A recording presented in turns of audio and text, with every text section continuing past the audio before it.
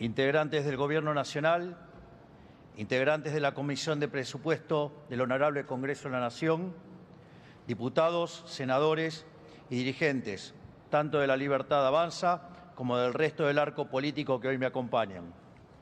Y todos los argentinos que están mirando desde sus casas, buenas noches. Hoy estamos aquí para presentar un proyecto de presupuesto nacional que va a cambiar para siempre la historia de nuestro país, de manera que podamos volver a ser la Argentina grande que alguna vez fuimos. Después de años donde la clase política vivió poniendo cepos a las libertades individuales, hoy venimos aquí a ponerle un cepo al Estado.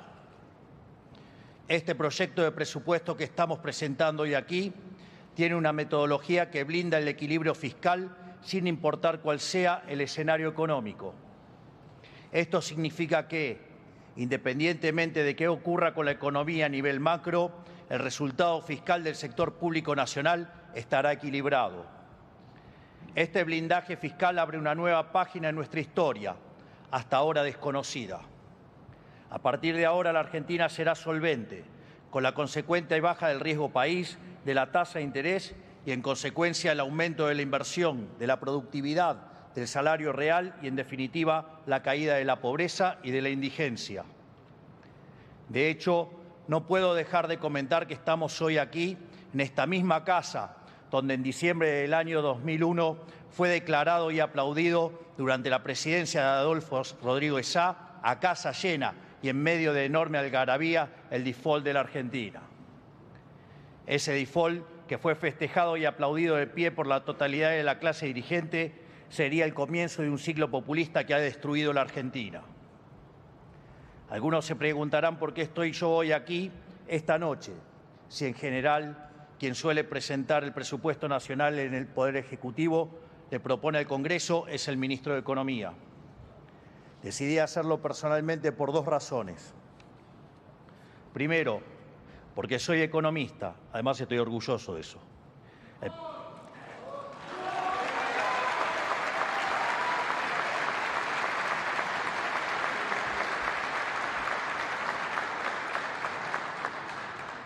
Soy el primer presidente economista de la historia argentina, para ser más preciso.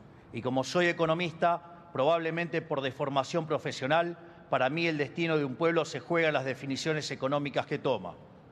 Porque solo sobre la base de una economía sana, las personas pueden ejercer verdaderamente su libertad. Bueno, la primera y primordial de estas definiciones es acerca de qué se tiene que ocupar el Estado y cómo va a ser el dinero de los pagadores de impuestos. Eso, ni más ni menos, es el presupuesto nacional. Recordemos que, en algún sentido, la democracia moderna como la conocemos hoy es hija de una revolución que se gestó bajo el principio de que no puede haber tributación sin representación. La tarea principal de esta honorable casa, para lo que fue pensada, es establecer un presupuesto nacional para definir qué hace el Estado con el dinero de los pagadores de impuestos. La segunda razón por la cual me estoy presentando hoy aquí es porque vengo a proponer un proyecto de presupuesto diametralmente distinto a lo que nos tienen acostumbrados. No solo distinto, sino el más radicalmente distinto de nuestra historia. Y he aprendido de primera mano que a más profundo el cambio, mayor tiene que ser el esfuerzo empeñado para pelear por él. Por eso estamos aquí hoy, porque el presupuesto nacional no es solo una ley más, es la ley de leyes. Es la hoja de ruta bajo la cual ordenaremos las prioridades de nuestra gestión en la presente hora nacional. La piedra basal de este presupuesto es la primera verdad de una administración pública sana, una verdad que durante muchos años ha sido relegada en Argentina, el déficit cero.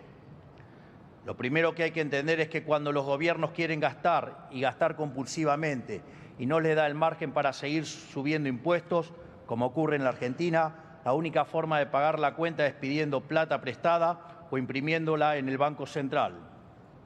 Recordemos brevemente lo que ha sido la metodología histórica de nuestra clase dirigente. Como los políticos no entienden la restricción presupuestaria y no quieren dejar de gastar, generan déficit. Para cubrir ese déficit, lo primero que hacen es tomar deuda. Pero como no hacen el ajuste necesario, la deuda se vuelve impagable y entonces defoltean.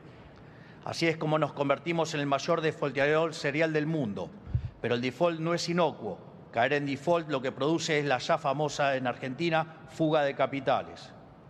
Entonces los dólares comienzan a escasear y los políticos no tienen mejor idea que establecer aranceles o derechos de exportación para hacerse de los dólares del sector privado.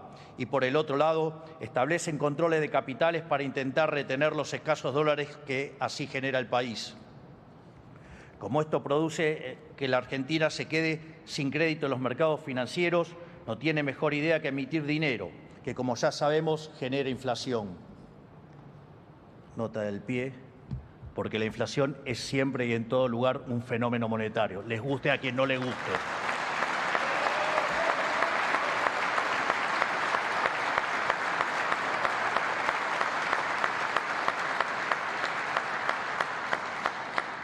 Para combatir la inflación ponen controles de precios que hace 4.000 años sabemos que no funcionan e inventan regulaciones que destruyen la propiedad privada, entorpecen el cálculo económico, destruyen capital y en consecuencia aumentan la pobreza y la indigencia. Esta es la triste historia argentina de lo que los políticos y analistas llaman política económica, que no ha sido otra cosa en la Argentina que la violación sistemática de los derechos de propiedad de los ciudadanos. Dicho de otro modo, el déficit solo se cubre con deuda, que no es ni más ni menos impuestos futuros, impuestos sobre las futuras generaciones, o con más impuestos presentes o con emisión de dinero. En Argentina más impuestos no puede haber, es el país con mayor cantidad de impuestos del mundo. Y si a eso le sumamos que el 50% de la actividad económica es informal, la presión impositiva formal en Argentina ronda el 60%. Un verdadero disparate para un país que necesita desesperadamente acumular capital. Una vez descartada la posibilidad de subir impuestos, la otra forma de solventar el déficit es con deuda, es decir, cargándole a las generaciones futuras el despilfarro de hoy. Esto no es otra cosa que entregar en el altar del populismo la vida de nuestros jóvenes, es decir, implica el exterminio de las generaciones futuras, quien hoy ya en un 70% son pobres. Pero Argentina, producto de ser el mayor defolteador serial del mundo, no tiene acceso al crédito, por ahora, lo que inhabilita cualquier tipo de endeudamiento, aun si fuera deseable, cuando en realidad nunca lo es. Y cuando esa alternativa se agota, el déficit se paga imprimiendo pesos, que es robarle a todos los argentinos mediante el señoriaje. Para que tomen dimensión de la estafa que hemos vivido, la política le ha robado a los argentinos cerca de 25.000 millones de dólares por año en señoriaje los últimos 20 años. Y digo robado no como eufemismo, sino en sentido literal, porque cuanto más dinero se emite, cada peso que un argentino tiene en su bolsillo vale menos. Con el doloroso agregado de que la inflación, que es consecuencia directa de la emisión monetaria, golpea entre 25 y 30 veces más a los que menos tienen. El problema del déficit, sin embargo, no es una novedad. En la Argentina tuvimos déficit fiscal 113 de los últimos 123 años, y esos 10 años que no tuvimos déficit fue porque ya había saltado todo por los aires y estábamos en default. Quiere decir que prácticamente el 100% de nuestra historia moderna los gobiernos incumplieron esta verdad básica de la economía y le pasaron la factura al común de los argentinos una y otra vez. También quiere decir que este será el primer año de superávit fiscal sin entrar en default de toda la historia argentina. Vaya si no hay gestión. No es casualidad, entonces, que seamos el máximo defolteador serial de la historia moderna si hemos vivido un siglo tomando deuda que no podemos pagar. No es casualidad que hayamos vivido con una inflación desorbitante durante el último siglo, habiendo terminado el año 2023 con la inflación interanual más alta del mundo, por encima de Venezuela y el Líbano.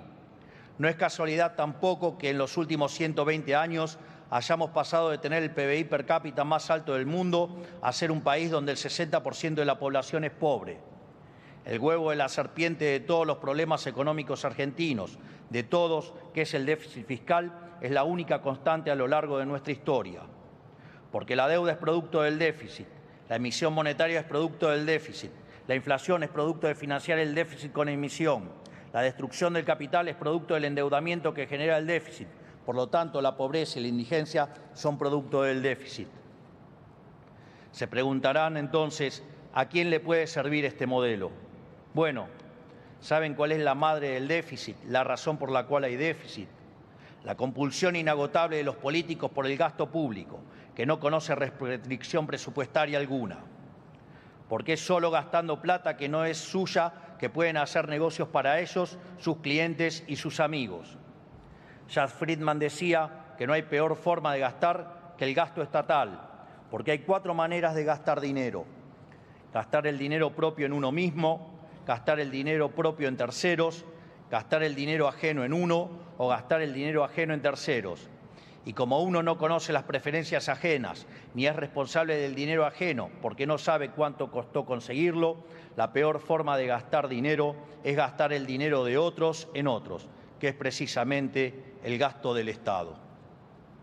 Hoy, algo que tiene que quedar claro de una vez y para siempre: no hay nada, pero nada, más empobrecedor para el común de los argentinos que el déficit fiscal. Y no hay nada, pero nada, que enriquezca más a los argentinos que a los políticos que el déficit fiscal.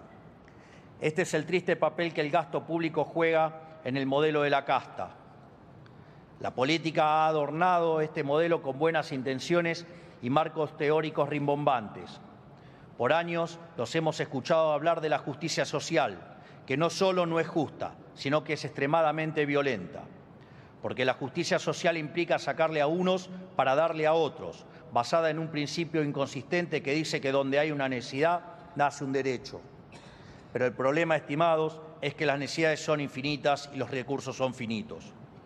Por eso, cuando el político pide más y más y más gasto para repartir plata que no hay, en realidad lo que está haciendo es estafando a todo el pueblo argentino. Está jugando con el futuro de todos para anotarse un par de puntitos políticos con algún discurso bien pensante en el camino. Porque el político sabe perfectamente que cuando aumenta el gasto público le está poniendo la plata en un bolsillo a la gente para sacarle el doble por el otro bolsillo. Por eso vetamos el proyecto de aumento del gasto público que sancionó este Congreso y por eso vetaremos todos los proyectos que atenten contra el equilibrio fiscal.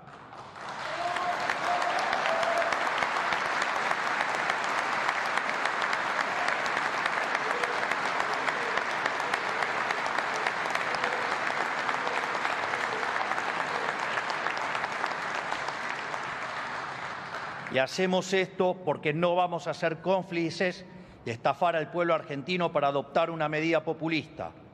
El único contexto en el que aceptaremos discutir el aumento de un gasto es cuando el pedido venga con una expresa explicación de qué partida hay que reducir para cubrirlo. Si no es así, será vetado.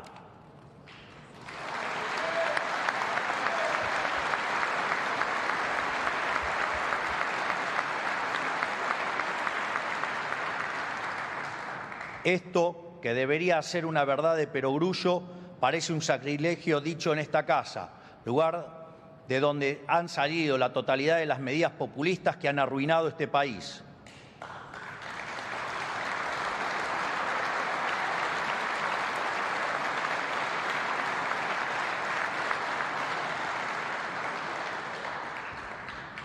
Lo paradójico es que siempre salen con enorme apoyo, porque es una regla tácita de la política argentina que cuanto más voto tiene un proyecto en el Congreso, peor es para la sociedad.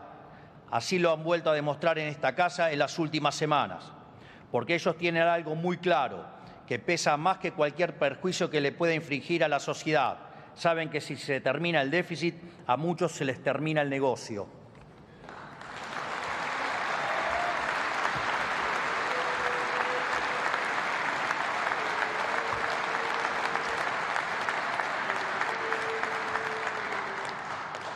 Lamentablemente, esta compulsión por el gasto que tienen los políticos ha sido una constante durante el último siglo argentino. Desde 1901 hasta la fecha hubo 22 crisis económicas en la Argentina. 20 de esas 22 se caracterizan por un déficit fiscal alto o directamente extravagante, lo cual generó una profunda volatilidad en la economía argentina, atentando contra la inversión y el crecimiento. Dicho esto, detengámonos a recordar cómo era el cuadro fiscal previo a las crisis que recordamos con más angustia. En la previa al Rodrigazo, el déficit fiscal era de 14 puntos del PBI, acercándonos a las crisis del 81-82 con la tablita cambiaria era de 11 puntos. Antes de que se desencadenara la hiperinflación del 89, el Estado Nacional cargaba con 8 puntos de déficit. Y detrás de uno de nuestros últimos traumas nacionales, la crisis de la convertibilidad del 2001 y 2002, teníamos un déficit de 7 puntos del PBI. En este recorrido se ve un claro patrón. Además de la persistencia de los políticos por gastar la plata que no tenemos, cada vez el país tiene una menor resistencia a la distorsión fiscal. Cada vez que las crisis estallan con menos déficit, y se preguntarán, ¿por qué ocurre esto? Ocurre porque, habiendo abusado de todos los mecanismos de financiación del déficit que existen, tanto los argentinos como los mercados cada vez nos dan menos crédito. Esto quiere decir que cuando abordamos el cuadro de situación heredado, no estamos hablando únicamente del masazo del 2023, sino del efecto acumulado de un siglo entero de crisis recurrentes. También quiere decir que si no lo solucionamos ahora, si no damos esta pelea de una vez y para siempre, la solución será cada vez más cuesta arriba y pronto se convertirá en una tarea casi imposible. Bueno, la política, en economía y en la vida misma, uno no elige con qué cartas jugar, uno juega con las que le tocan. Los tontos ignoran la realidad, los necios la niegan, los que apuestan al éxito la aceptan y la resuelven.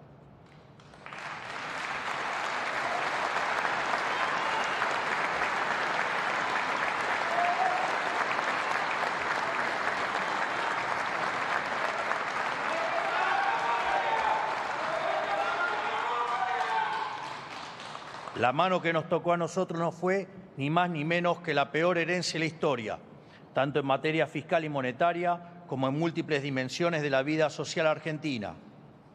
Heredamos un déficit consolidado de 15 puntos del PBI, de los cuales 5 puntos pertenecían al Tesoro y 10 al Banco Central, más que en cualquiera de estas crisis que acabo de mencionar.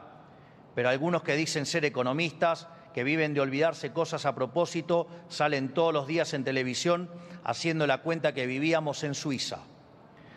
Para ponerlo en números palpables, ajustar el déficit de 15 puntos del PBI implicó que hiciéramos un recorte del gasto de alrededor de 90.000 millones de dólares, que no es otra cosa que decir que le estamos devolviendo a los argentinos ese dinero. O sea, no exageramos cuando decimos que hemos hecho el ajuste más grande de la historia de la humanidad. Por eso no me deja de llamar la atención que dirigentes de todos los colores y banderas nos acusen tan seguido de no tener gestión. A ellos yo les...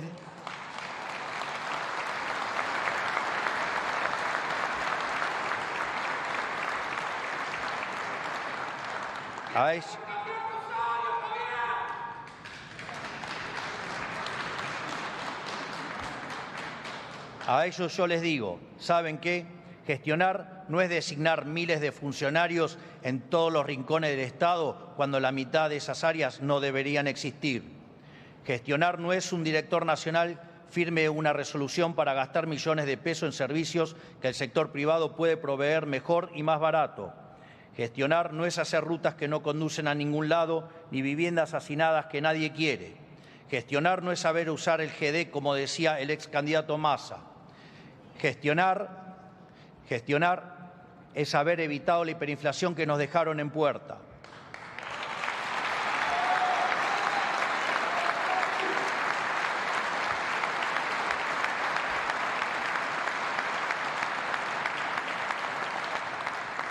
Gestionar es sanear el balance del Banco Central y desactivar la bomba de deuda que heredamos. Gestionar es reducir el gasto público de la manera que lo hicimos, en el tiempo récord que lo hicimos, y sin haber abandonado a los sectores más vulnerables de la sociedad. Gestionar es haber aprobado la reforma legislativa más grande de los últimos 40 años con 37 diputados y 6 senadores. Motivo por el cual también agradezco mucho a aquellos que nos han acompañado en todas estas acciones de leyes.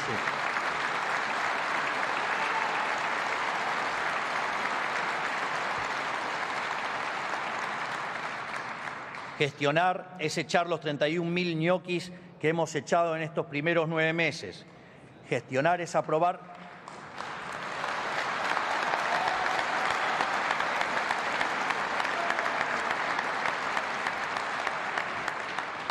Gestionar es aprobar la boleta única de papel, una bandera de aquellos que hablan de transparencia pero que poco han hecho por ella.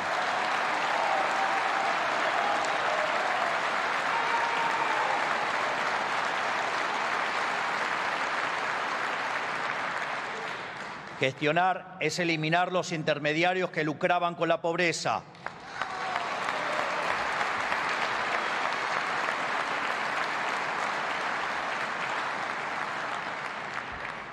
Gestionar es haber eliminado los piquetes y llevar más de 4 meses sin corte de calle en el AMBA.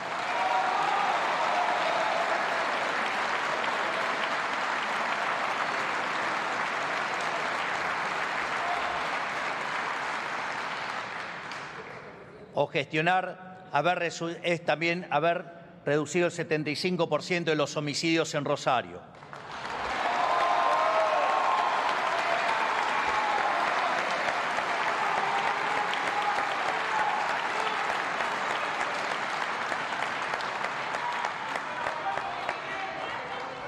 Gestionar es remover las infinitas regulaciones que hay en todos los sectores de la economía para facilitarle la vida a los que emprenden y trabajan.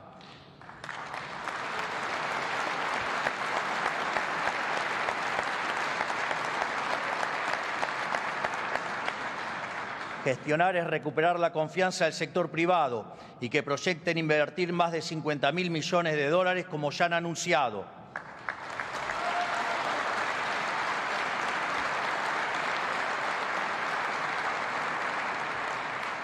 En definitiva, gestionar no es administrar el Estado. Gestionar es achicar el Estado para engrandecer a la sociedad.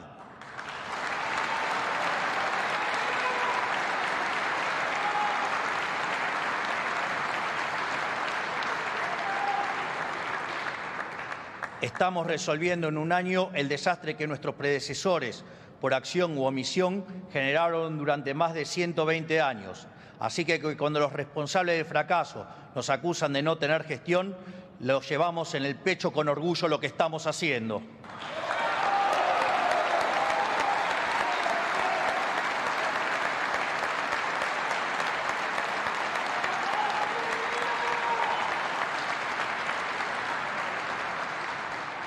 Sin embargo, el gigante desafío persiste y ahora tenemos que hacer valer el titánico esfuerzo realizado por todos los argentinos y darle sostenibilidad para el futuro. Por eso hemos decidido que parte de nuestro legado sea cambiar para siempre la metodología a través de las cuales se elabora el presupuesto. El déficit siempre fue consecuencia de pensar primero cuánto gastar y después ver cómo financiarlo. Nosotros vamos a hacerlo al revés, pensando primero cuánto tenemos que ahorrar para después ver cuánto podemos gastar.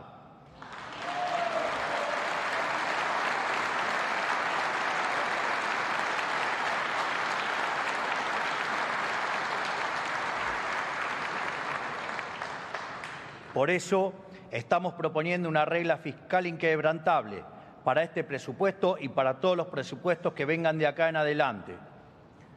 Los invito a volver por un minuto a despejar la X conmigo para entender de qué se trata. Ustedes pueden abstenerse porque no suman con dificultad.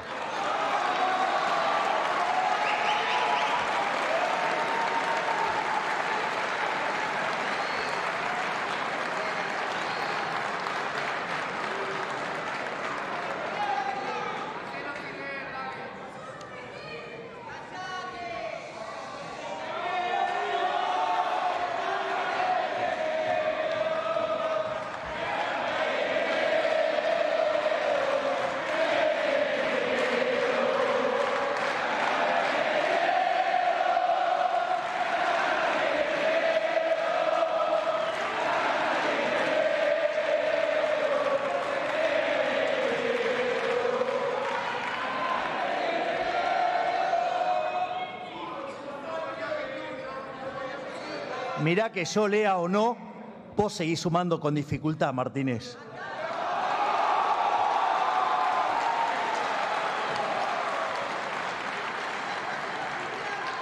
Igual pueden tomar nota porque ahora empiezo. Vamos.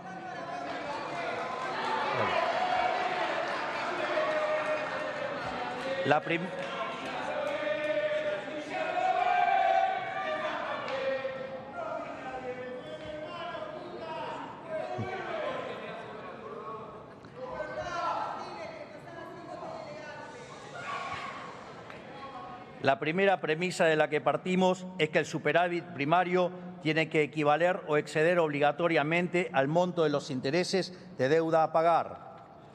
De modo que, si el superávit primario es el resultado de netear los ingresos con los gastos corrientes y de capital, el gasto primario tendrá que ser igual o menor a los ingresos, menos el superávit primario.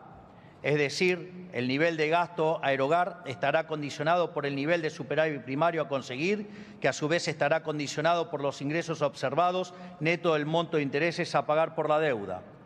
Dicho esto, ahora detengámonos un segundo en el gasto. El gasto corriente está compuesto de la suma del gasto automático ilícitamente indexado por ley y el gasto discrecional. El gasto automático es el componente de gasto que está indexado a la inflación y otras variables macro. El gasto discrecional no está indexado, o sea que no importa la inflación que haya, sigue siendo el mismo. Bajo este nuevo esquema que estamos proponiendo, si los ingresos son mayores a los estimados, el gasto automático podría aumentar en línea con los ingresos, pero el gasto discrecional se mantendrá congelado. Por otro lado, mirando ahora los ingresos, cuando el aumento de la recaudación sea transitorio, el Estado podrá ahorrar, absorbiendo pesos o para cancelar deuda, lo que permitirá seguir bajando la inflación y o mejorar el perfil de deuda argentino. Y si el crecimiento económico es permanente y, en consecuencia, el aumento de los ingresos es estructural, el Estado va a poder devolverle a la sociedad esa mayor recaudación en reducción de impuestos, tal como nos hemos comprometido. Por otro lado, si la economía no crece y los ingresos son menores a los estimados, caerá también el gasto automático y reduciremos el gasto discrecional, tal que igualmente se alcance el déficit cero. Por lo tanto, esta vez será el sector público y no el privado el que absorberá los efectos de las perturbaciones que sufra la economía. En resumen, nuestra metodología presupuestaria va a lograr 3 objetivos inéditos. 1. Va a blindar el equilibrio fiscal para siempre, terminando con el castigo de la deuda y la emisión. Va a obligar al Estado a hacerse cargo y a absorber los efectos de las perturbaciones en la economía. Y para cuando haya mejoras permanentes, como serán los años venideros, va a obligar a devolver el exceso de recaudación a la sociedad a través de la reducción de impuestos. Esto quiere decir que, de mantenerse esta metodología de acá en adelante, no solo podremos ir reduciendo impuestos, sino también el tamaño del Estado, que es la verdadera presión impositiva. Quiero volver a repetirlo para que quede claro y no haya dudas. Esta metodología que estamos presentando en el presupuesto nacional blinda el resultado fiscal, sea cual fuera el escenario macroeconómico. No importa qué suceda con la economía, no importa si nuestras estimaciones están bien o mal, sea cual fuera el escenario económico, el resultado fiscal estará siempre garantizado.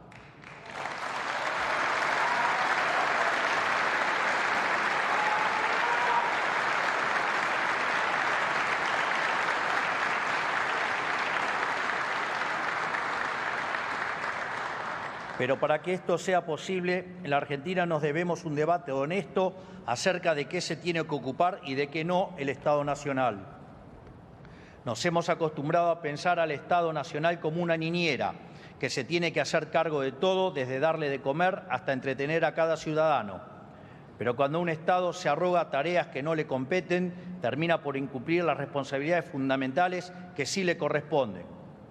Así llegamos a un Estado que, en el afán de cumplir todos los supuestos deseos de sus ciudadanos, no pueden cumplir ni por asomo sus obligaciones básicas. Así es como llegamos al 50% de pobreza, al retorno del analfabetismo, tasas de criminalidad siderales, un entramado energético que no soporta 4 días de calor seguidos, fuerzas armadas abandonadas y sin capacidad de respuesta, una justicia trágicamente lenta y hospitales públicos sin insumos que no pueden curar a nadie.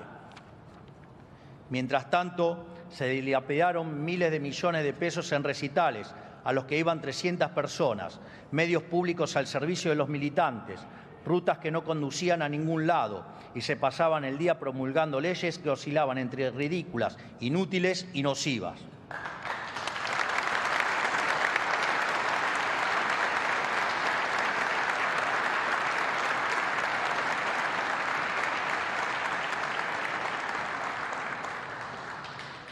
Como dijo Cicerón, Cuanto más se acerca el colapso de un imperio, más estúpidas son sus leyes. Y vaya que ha hecho cosas estúpidas el kirchnerismo.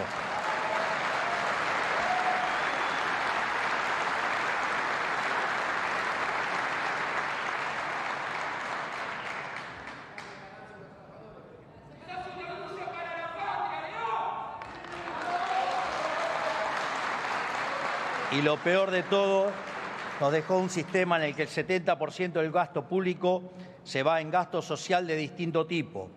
Esto, que durante años ha sido aclamado como un éxito para todo el arco político, no indica otra cosa más que una tragedia humanitaria, porque significa que más de 20 millones de argentinos no se pueden sostener por sus propios medios si no es con la ayuda del Estado, ayuda que se fondea robando a una parte de la sociedad con los impuestos.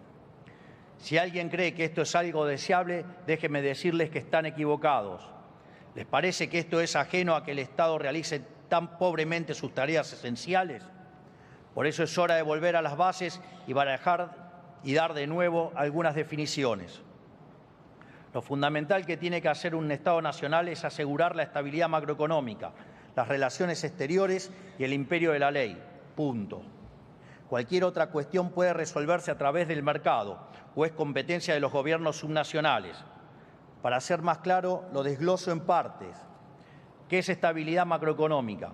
Que no haya déficit fiscal y que haya estabilidad monetaria y que en consecuencia no haya inflación y se facilite el crecimiento económico. Facilite porque los privados deciden en qué invertir, no que lo haga un burócrata desde una silla y en el medio se quede con algo en el camino.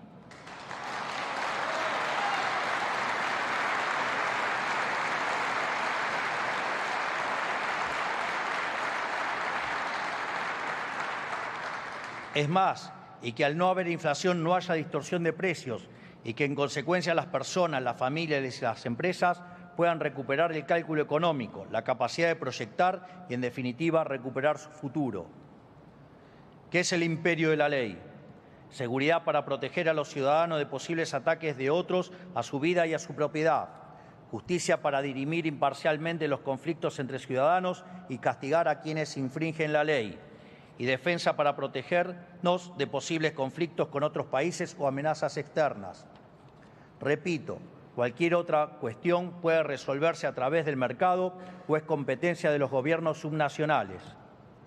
Tiene que entenderse de una vez que no es tarea del Estado interferir en el proceso económico. No creemos en la política económica contracíclica y de ningún tipo. Creemos en la libertad, en los derechos de propiedad y en que los precios se expresen libremente.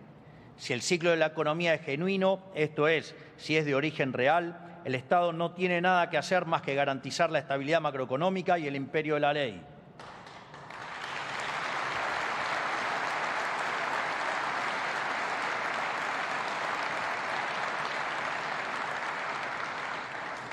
Si el ciclo económico no es de origen real, sino que es generado por el Estado, es lo mismo que aceptar que un mafioso nos rompa las piernas para luego venir a ofrecernos las muletas.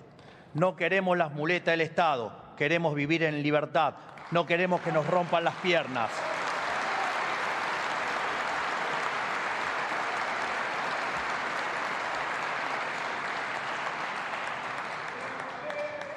Así como el déficit es el corazón del problema, la reducción del gasto para lograr superávit va a estar en el centro de la solución.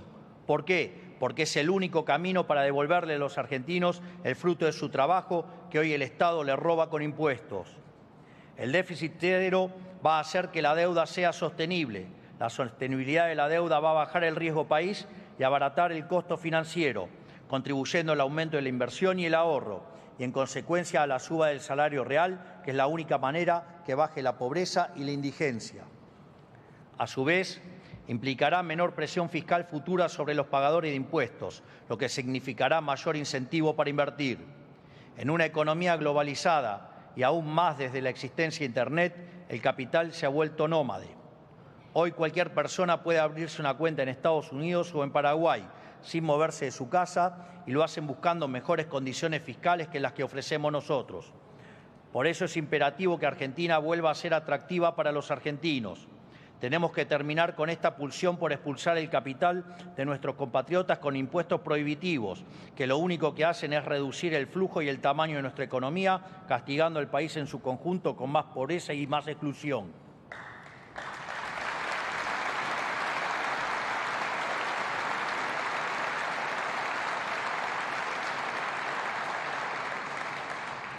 Queremos que las empresas argentinas vuelvan a ser competitivas para que puedan contratar a más trabajadores, pagarles mejores sueldos y así frenar el éxodo de capital humano que vivimos hace más de 20 años. Hay que amigarnos de una vez por todas con la idea de que lo mejor para un trabajador es un empresario que invierte. Pero la única forma de multiplicar la cantidad de empresas es dejándoles de meter la mano en el bolsillo y liberándolos del infierno de regulaciones, permisos y costos altísimos que tiene la actividad privada en la Argentina. Para llegar a este punto, nos hemos propuesto el plan de reformas estructurales más ambicioso de toda la historia argentina, el cual inició con el decreto 630-23, siguiendo con la aprobación de la ley bases sancionada por este Congreso y continúa con todas las desregulaciones que anunciamos a diario, sumando los proyectos de ley que seguiremos enviando a este Congreso. Gracias a esta mega reforma del Estado que hemos emprendido, estaremos alcanzando niveles de libertad económica similares a los de Alemania, Francia o Italia, en menos de un año de gestión con viento y marea en contra. Y vamos en rumbo firme y decidido a ser el país más libre del mundo, porque la libertad nos traerá prosperidad y nos hará grandes de nuevo. Sin embargo, incluso si todo saliera como pensamos, esta guerra que llevamos adelante contra el gasto público y el costo argentino se pelea en todas las dimensiones del Estado y también en las jurisdicciones provinciales y municipales. Por eso, a los gobernadores les digo, cumplir el compromiso de bajar el gasto público consolidado a 25 puntos del PBI requiere que las provincias en su conjunto hagan un ajuste adicional de 60.000 millones de dólares. Nosotros ya hemos cumplido nuestra parte del acuerdo. Ahora faltan ustedes. Los argentinos a lo largo y ancho del país saben perfectamente bien que por cada peso que dejen de gastar las provincias y los municipios se lo podrán devolver en bajas de ingresos brutos u otras tasas. Si cumplen con este mandato popular, los argentinos de bien estarán agradecidos. Pero déjenme decir que hay algo que estoy seguro que los argentinos no van a permitir, y es que cuando el Estado Nacional elimine o baje un impuesto, ustedes quieran subir los suyos. No va a caminar. Los argentinos son un pueblo rebelde y cansado de las avivadas de los políticos. Estamos viviendo un momento bisagra en nuestra historia. No lo subestimen. De hecho, cuando ingresé en la política señalé que no venía a guiar corderos, sino a despertar leones. Y les cuento...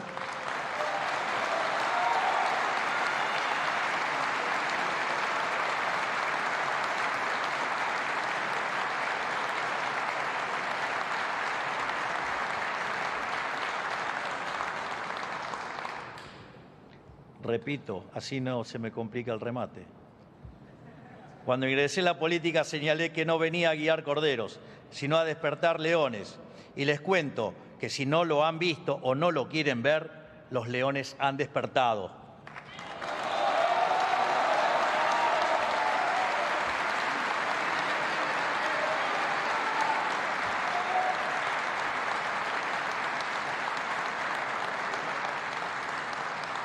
Por último,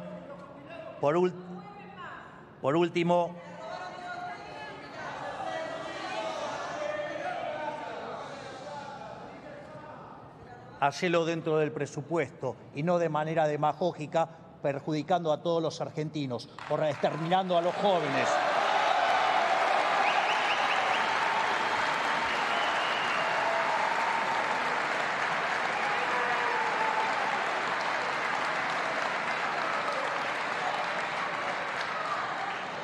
Por último, quiero hablarle a los integrantes de este Congreso. Este es un momento bisagra en la historia de nuestro país. No aparecen seguidos momentos donde se pueda cambiar el curso de la historia. Si fuera fácil, no estaríamos hoy en donde estamos. Por eso tenemos la oportunidad, más que la oportunidad, la obligación de aprovechar este momento. Porque recuerden, cuanto más nos sumergimos en el fondo del mar, más que nadar para salir a flote.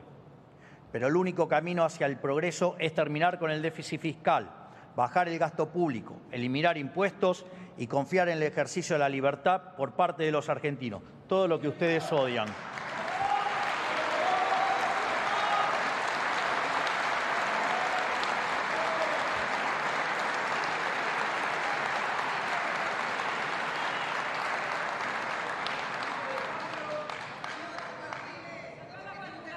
Si hacemos las cosas bien, vamos a vivir en un país con estabilidad económica, donde planificar un proyecto de vida, formar una familia o emprender para tener un negocio rentable va a volver a ser una realidad. Si hacemos las cosas bien, encabezaremos los rankings de libertad económica del mundo. Si hacemos las cosas bien, tendremos un país donde el Estado va a volver a ser un servidor de sus ciudadanos y no su amo y señor, como decía Milton Friedman. Si hacemos las cosas bien, vamos a revertir el siglo de humillación al que se condenó injustamente a los argentinos. Por eso, honorables miembros del Congreso de la Nación, la presente hora política nacional les ofrece dos opciones. Una es hacer exactamente lo contrario a lo que venimos haciendo hace más de 100 años, para despegar y volver a hacer a la Argentina grande nuevamente. Otra es seguir haciendo lo mismo de siempre, dejando todo como está, y mantener este sistema putrefacto que empobrece a todos los argentinos día a día. Esos son los dos caminos. Sepan ustedes, miembros de este honorable Congreso, que la decisión de qué lado de la historia quieren quedar es suya. Luego será la ciudadanía quien lo coloque en la avenida de los justos o en la esquina de las ratas miserables que apostaron contra el país y contra su gente.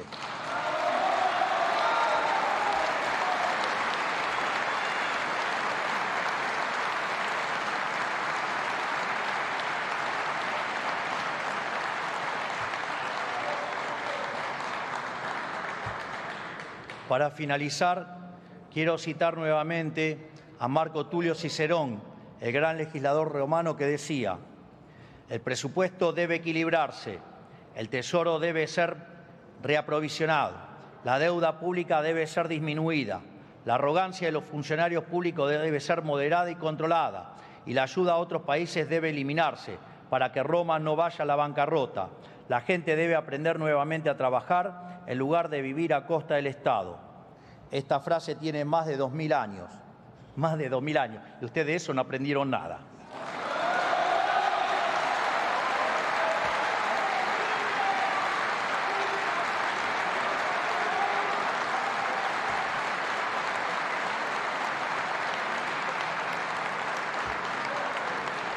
Confío en que este honorable Congreso Nacional debatirá el proyecto de presupuesto nacional con la responsabilidad y la seriedad que nuestra situación actual requiere. Que Dios bendiga a los argentinos y que la fuerza del cielo nos acompañe. ¡Viva la libertad, carajo! ¡Viva la libertad, carajo! ¡Viva la libertad, carajo! Muchas gracias.